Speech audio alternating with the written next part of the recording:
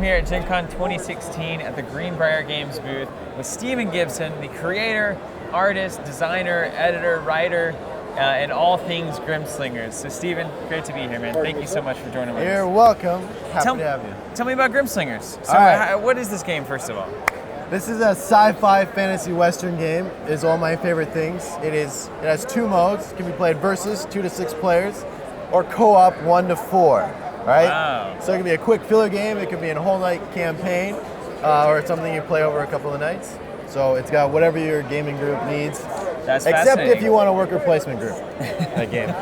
I think we have plenty of those. Yeah. I don't think we need any more of those. All right, so do you want me to show you like the basic? Yeah. Tell me, give me the basic run through of like what I can expect to see during this game. Some of the mechanics, at work here. Yeah. Okay, so we are Grimslingers. Okay. We've become Grimslingers for different reasons. There's a whole lot of mystery to the lore and story. This guy, the Iron Witch, he's this giant robot guy. We don't know a lot about him. He made us Grimslingers. Now he needs us for something. We're not entirely sure what. But right now he needs us to train with each other. Learn how to become a Grimslinger, all right? Okay. So, first, he wants us to learn how to use our elemental spells. Okay. And then he wants you to add in some more stuff later on, all right? So, the basic versus mode, the duel, has different elements that you combine to customize your play experience, all right? This is the most basic one, and I'm going to show you exactly how that works very quickly. So, pick up those cards. Got him. All right, so, think of it like chess and rock, paper, scissors. Okay. Chess because we each have the same cards. It's how we use them that matters. And rock, paper, scissors because, and this is a big feature of the game, everyone's turn happens at the same time, even when you're fighting monsters in the co-op mode. All right, so it's very quick, hectic, quick draw. All right, so there are 3 phases to the game. So the game is a bunch of turns, each is 3 phases. The first phase we're gonna skip, it's a standoff. It's like when you're getting ready to shoot, you're eyeing down your guy. You can use your abilities here, but we're gonna skip that right now. What I want you to do is take a card and slap it on the table face down. If we were playing with multiple players, we would use target cards where it says blue is attacking black, all right? And to avoid king making, you cannot attack the same person twice in a row, all right? Okay. So, we each lay down our cards. It's the second phase, the draw phase. We shout draw and we reveal them. Yeah. All right, you played water, I played ice. First thing you would do, this is the third phase now, we check to see who beats who. Ice beats wind, fire beats ice. We have no weak or strong relationship with each other, so what happens, in true cowboy fashion, we're gonna have a mini game of Blackjack to resolve the let's conflict, do it. all right? We're going to 11 or as close to it without going over, right? There are numbers 1 through 5, 10 of each. So we would draw 1 card for each player. The high card goes first. It's fun to watch, fun to play. Then you would say, I want to push or hold. Right, you gotta push that. Yeah, and so you got a 6, then I got a 1, and you're gonna hit just for the sake of the demo. Absolutely. All right, so you're at 10, which is awesome. I'm only at 5. Now I'm at 10, so we're tied. If we tie, nothing happens. All right, no big deal. Oh, it is a big deal. So I'm gonna hit, and I bust, right? All right. But if I counted the deck, obviously I would have known there's no more 1s. That was a bad idea. Yeah. But it's okay. But If you bust, you take double damage. And that is the basic play of elemental spells, right? And now that you got that, Icarus wants you to add in signature spells. So I like deck building, but I don't like spending forever having the best deck.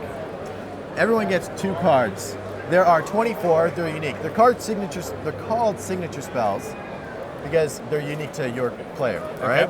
So you can either draft them, however your team likes drafting, or your group, or you can just randomly draw them. They do all kinds of crazy stuff, like Equilibrium. It costs energy. It changes everyone's spell on the table. You can pick, all right, every spell is now this spell, and changes it up, all right? Interesting. So they all do crazy stuff.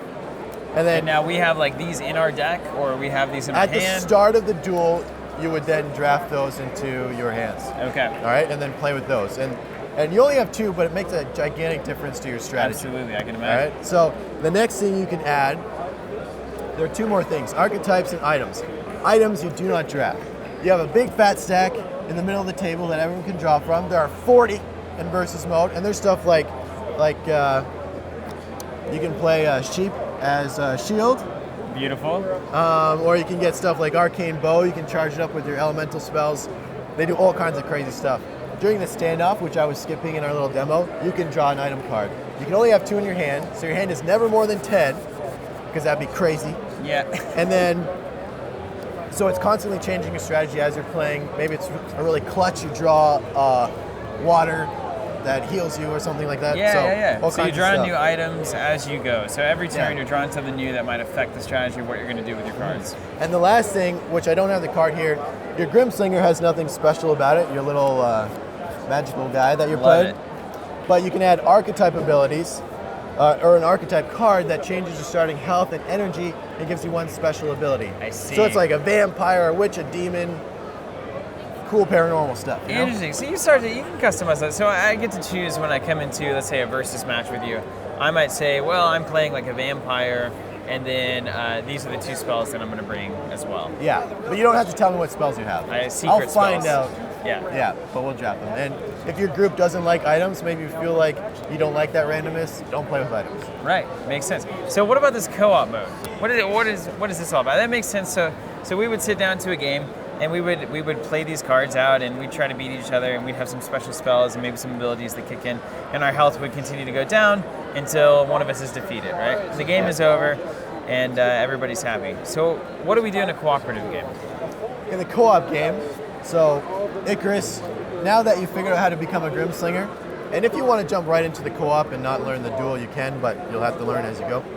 He's like, all right, now that you're a Grimslinger, it's time to go do what I made you for. You're not still quite sure what it is, but he wants you to hunt down this giant magical T-Rex here, Nice. right? Which is the self-proclaimed Witch King. You're going to be traveling around the Valley of Death looking for this guy. And when you encounter creatures, like we have right here, there's a whole bunch of them. There's 6 stuff like jackalopes, cool specters, bandits, wily hillbilly guys. You're going to be fighting them on these red attack nodes. The event nodes, random events are going to be drawn. It could be something like a sandstorm. Now, a big thing with the co-op is your choice. You always have lots of choices, unless you play poorly. And so, like, in the sandstorm, you could play your wind spell if you still have it active to divert the storm around you. Or you can play earth for a shield, or if you don't have any of those, you can randomly roll to try and find cover. Right. So it's always, even though it is a linear story, like the objectives in the story, how you play them each time you play through, because you will fail most of the time, Right. changes it up a lot. And so you're going to be going all different kinds of stuff. The campaign is laid out so simple. And if you've already played through it, you can easily skip the flavor text. It's like, you need to go here and get this item.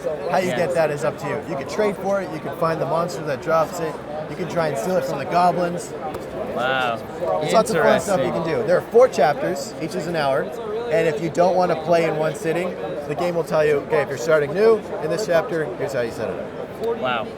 Well, this sounds crazy. So what was the inspiration for Grimslingers? Where did this thing come from? It is everything I love about different stuff. So it's sci-fi, fantasy, whatever. Like, anything goes. Whatever I feel like putting into it, if I want a mech in Grimslingers, it makes sense in the Grimslingers world, right? Sure. Which one day there will be a mech. And but it's also everything I hate, or a lot of stuff I hate in other games. I like it to be quick. I like games that are quick. That's why everyone goes at the same time. I like deck building, but I don't like heavy deck building, so there's just a small portion of it. You know, I like poker and blackjack, and it's just like, let's make this cool cowboy game. Well, what's your favorite thing about it? What's your favorite thing about it? The specific mechanics, the gameplay of this game. Is there any mechanic that you look at and you say, I really love how that makes people feel, or how people utilize that mechanic? To be honest, it would be the story. Yeah. Like, even the story on like the item cards. There's like flavor text. I like seeing people laugh at the funny quips and like interest in the story and how it's unraveling, and just kind of the theme behind it. You can see, like, a nice thing when an artist also designs the game is the whole game is just dripping with theme, right? Absolutely. That's the first thing that I noticed for sure. Well, Steven, thank you so much. You're man. welcome, my friend. This is Grimslingers, this is Greenbrier Games. Check it out, guys. We're at GenCon 2016. Thank you so much for watching.